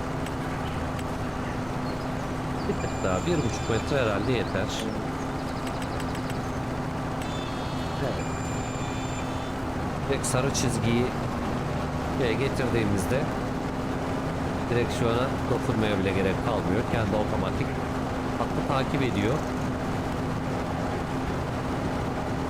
İşimiz bittiğinde şu pick-up aletini kaldır tuşu var. Bunu kaldırırsak daha hızlı hareket edebilir. Çevresinden dolanarak kenarlardan bitirerek gidelim. Bu arada bir işim daha bitti. Tarla yamuk olunca şunu takip eder mi? Yeter herhalde bu hat. Çok dibinde değil ama alır mı? Almıyor. Bunu bölmeye çalışıyorum. Şu an sarı çizginin ortasında değil. 1 metreyi alalım. Yani bir tık daha geri almam lazım. Yarım metreye getireyim.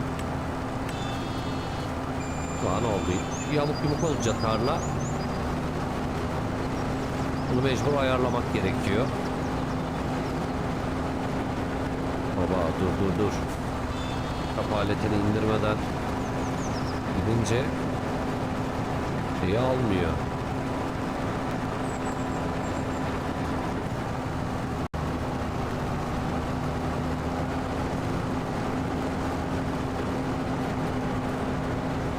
Sıranın başına gelelim. Aleti indir. Şimdi takip et.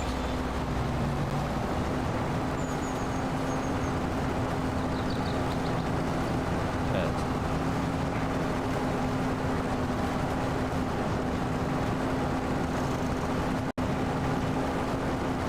Burası bizim arpa tarlamızdaki tamam vesaire. Bunların hepsini toplayacağız. Buğday tarlasındakini toplayacağız. Hasat ettiğimiz çimleri toplayacağız. Bunlar hayvanlarımız için yem olacak çünkü çok büyük bir meramız var. Şu an 100 kütür hayvanlık. Ve büyük bölümünde doldurduk. O yüzden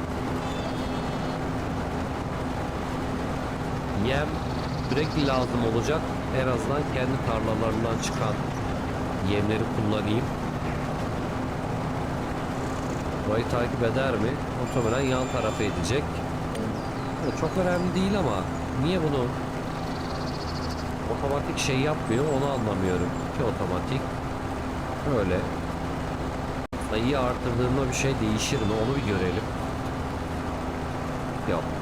Tarlanın bu sefer tekli şemali bozuluyor. Böyle çok daha iyi gibi ya da 2 diyeyim mi? 2 dediğimde ne olur? Gene bir alta yaramadı. Bunları deneyerek her tarla için bulacağız. Çalışma genişliğini belki değiştirmek işe yarayabilir. 7 metre yapalım çalışma genişliğini. Yani çok da olmadı. 5 metre ne yapar? Şu an güzel. Tam üstünde. Demek ki tarlalardaki çalışma genişliğini de her tarla için ayarlamak gerekiyor. En azından yatayda giden hatları pratik bir şekilde yapmak için.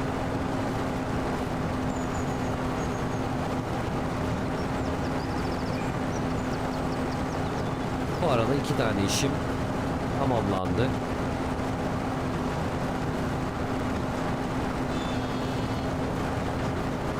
Buradan bir hatta yapalım. Benim özellikle sanki bir balyalama makinesi de almam gerekiyor gibi. Yeterli olur mu buna? Bakacağız. Oluyor. Burayı da toparlıyor.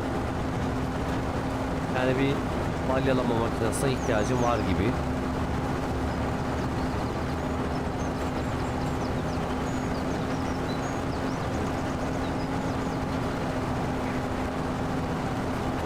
da yalnız küçük bir alet. Çok çabuk doluyor.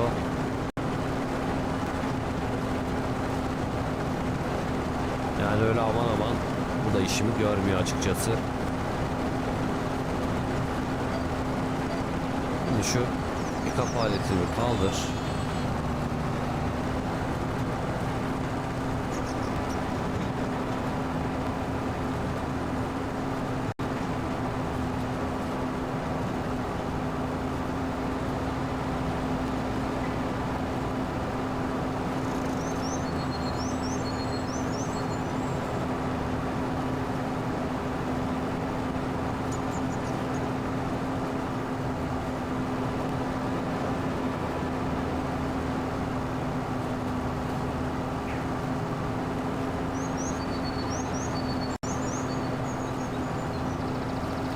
Yine buraya boşaltalım.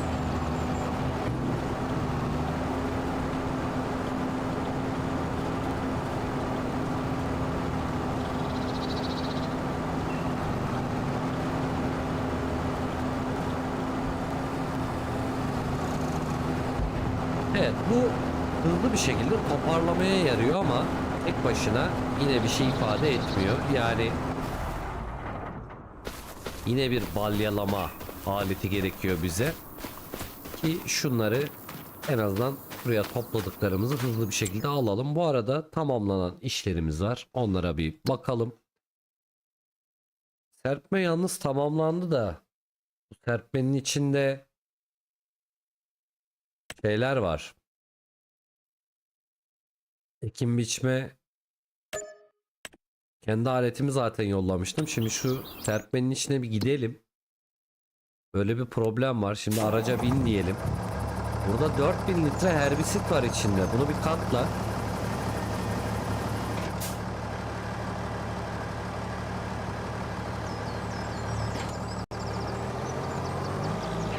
Alet kiralık ama üstündeki herbisit benim.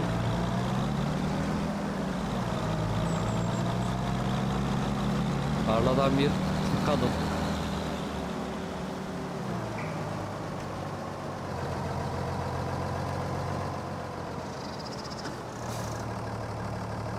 Boşaltalım herbisiti buraya. Şimdi işi topla diyelim. Böylece herbisitlerim kaldı. Alet gitti. Toplamda 184.000 dolarımız var. Şimdi bölümü tamamlamadan bir de balya makinesi satın alalım ki bu kuru ot, saman vesaire neyse onları şu topladığımız şeyleri nasıl balyalayacağız onu bir görelim. Şimdi kare balya makinesi bunlar da çok pahalıymış ya. Kiralasam mı ki? Bir süre kiralayalım. Fendim var. Şu olabilir. Özelleştir deyip bunu bir kiralayalım. 3000 dolarlara. Sadece görmek açısından. Şu an çünkü 175.000 doları veremem. Bakiyem zaten kiralamadan sonra oraya düştü. Şunu bir bırak. Zaten Ağustos ayını bitireceğiz. Bu şekilde tamamlayacağız. Şuraya bir gel. Kiraladığımız cihazı bir alalım.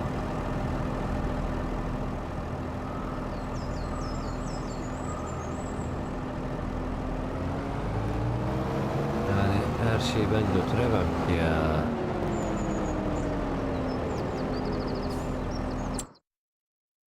Şuraya gideceksin yani yapacağım bu. Git sadece git.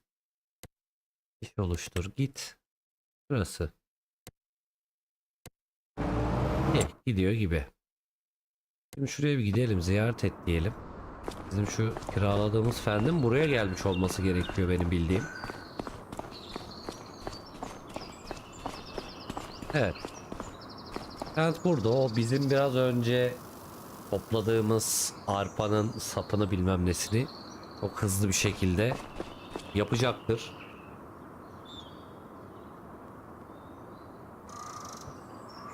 Şu şeyi de bir geri çağıralım.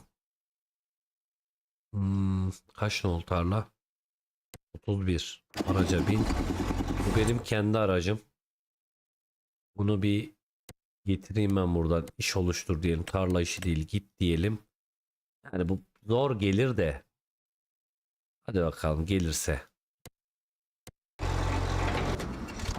Yok, geleceğini zannetmiyorum.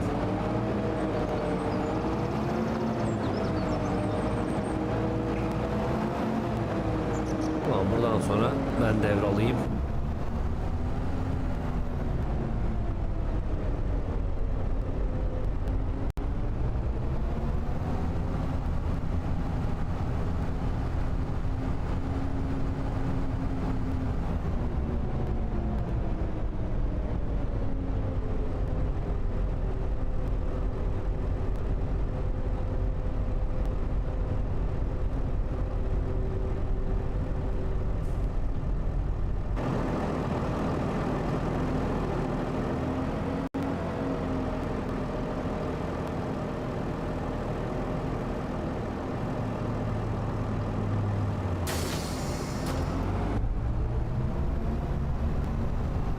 Sadece aletin kullanımını görmek açısından bunu aldık.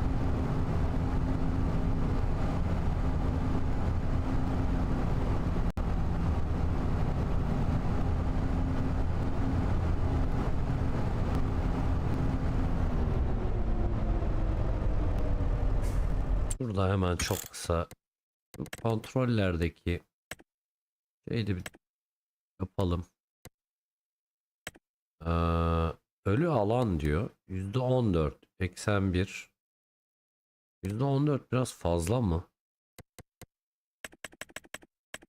%5'lere düşürelim. Direksiyon için. Çok geç dönüş sağlıyor gibi geldi bana.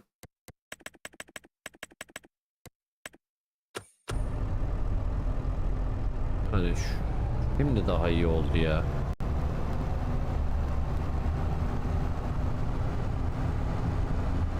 Şimdi tam oturdu gibi şeye.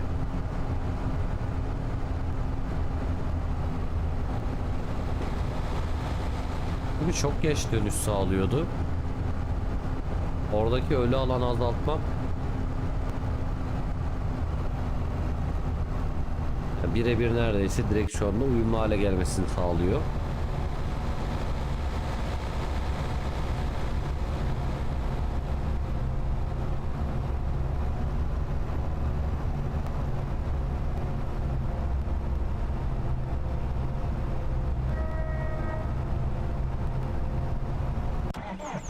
Lan yanlış geçtim.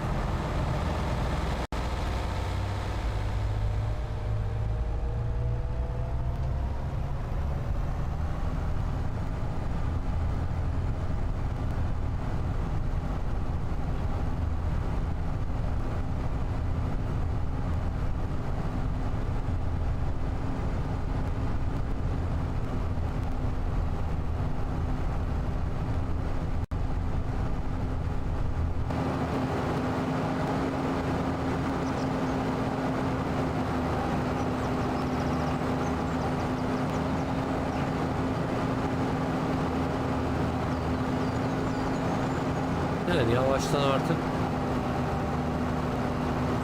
akşam olmaya başladı.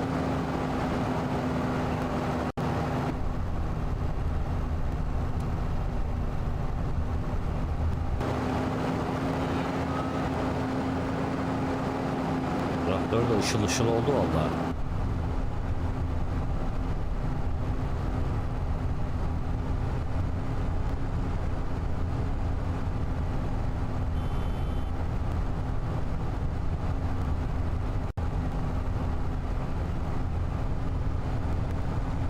Evet, bakalım kiralık aracımızla şu topladığımız saptaman neyse hızlı bir biçimde toparlamaya çalışacağız.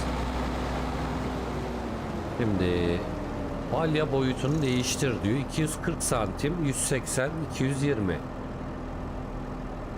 240 olabilir. Büyük aracımız var bunu taşımak için.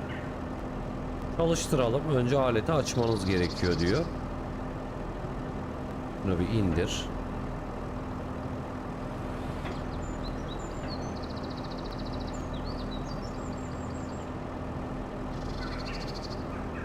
Şöyle. Açtık arkayı. Kenarından başlayalım bakalım. Nasıl bir şey olacak göreceğiz.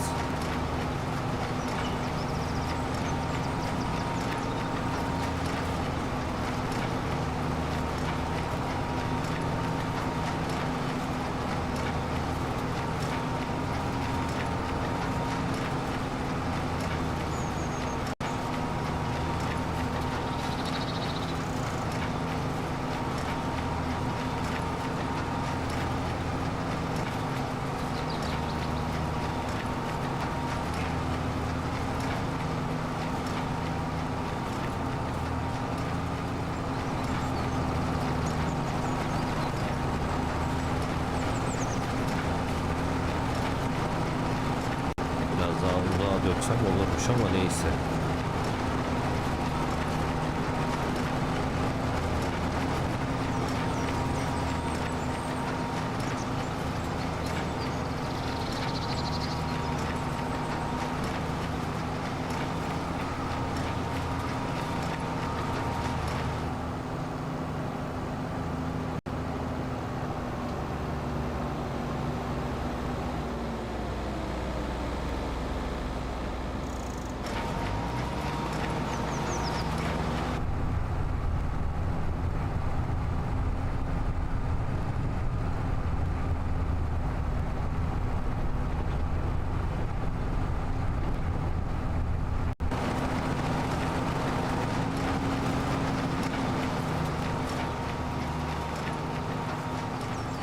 Evet, ilk balya neredeyse çıkacak.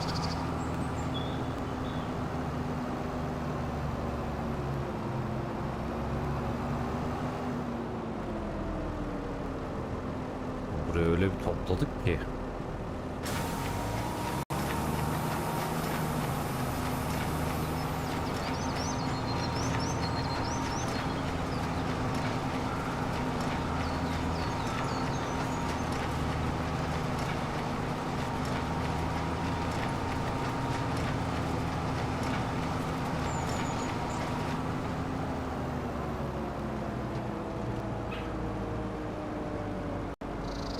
Buraya bir balya attı herhalde. Evet.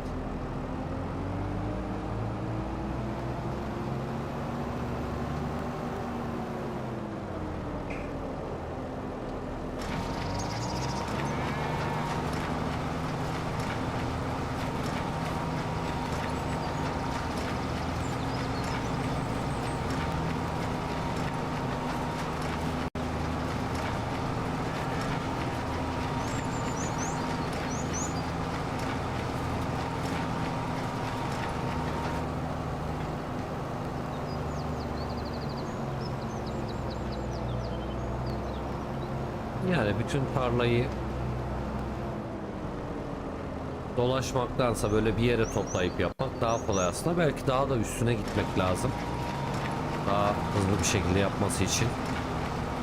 O kenarından geçmeden.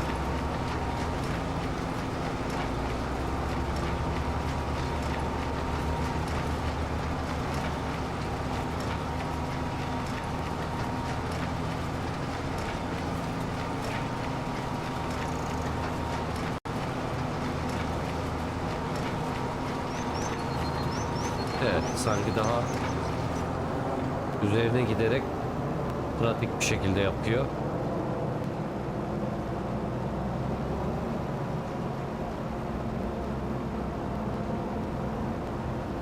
Koca yerden 4 tane balya çıkardı ama büyük balyalar.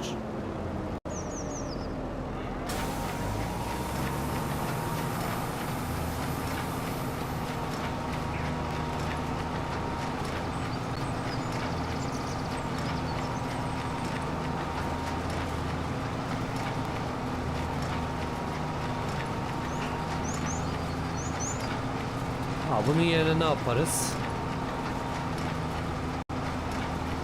Buradan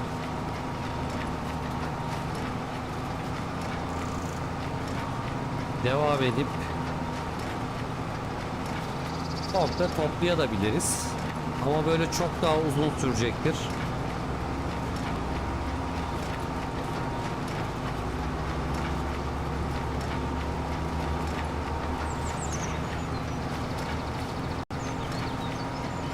O yüzden diğer aletleri toplayıp bununla kenarda balyalamak bana göre daha pratik oluyor. Şimdi balya makinesini katla diyor. Önce bir durduralım. Katlamaya izin verilmiyorsa önce balya makinesini boşalt diyeceğiz.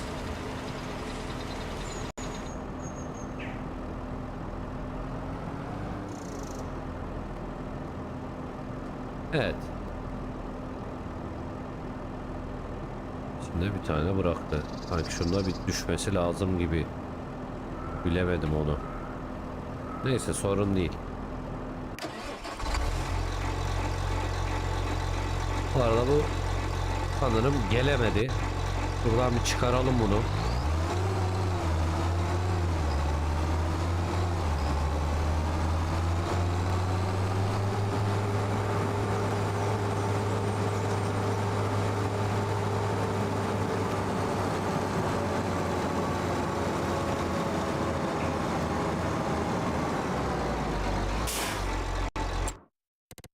Lan nerede acaba?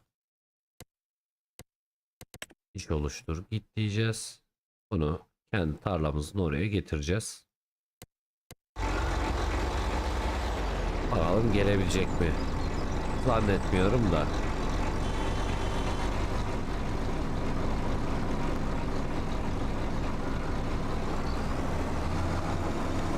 Önde geliyor. Bir sonraki bölümde gelip gelemeyeceğine bakacağız. Parasını almadığımız bir iş yok. Zaten aktif devam eden bir şeyimiz de yok. Şimdi şuradan evimize gideceğiz. Ağustos ayını sonlandıracağız. Şurayı bir ziyaret et diyelim. Evimize geldik.